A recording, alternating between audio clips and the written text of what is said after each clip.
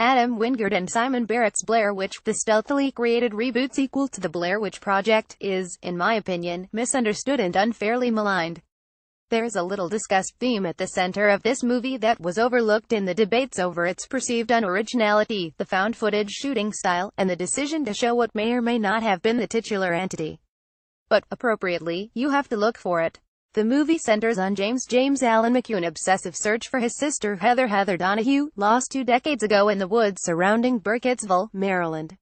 There is virtually no chance of Heather still being alive after all this time, and deep down James knows this, but a piece of footage newly discovered in the area gives him enough hope to go looking for her anyway.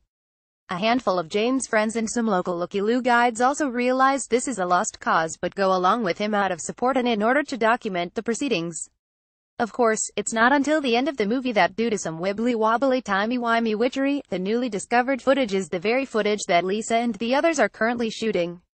It's a paradox. James' desire to look for Heather leads them into the woods, which leads to his desire to look for Heather, which leads them into the woods, ad infinitum, an endlessly repeating loop perpetuated by his inability to simply let go. This point is driven home in the most literal way possible in the movie's final moments, during which James finds himself at the inevitable conclusion of his journey, facing the corner of a dilapidated house out of fear that simply looking at the being he's encountered will kill him. At this point, he should know, on every logical level, that what he has found is not Heather or, at the very least, not the sister he knew. He's seen firsthand the hell at the heart of the woods, and what it does to those who tread there. He's glimpsed the spindly-legged creature, whatever it may be, that dwells in the structure he's wandered into. And yet, as James faces the corner, all too aware of the horrifying truth of the situation he's in, he hears Heather's voice behind him.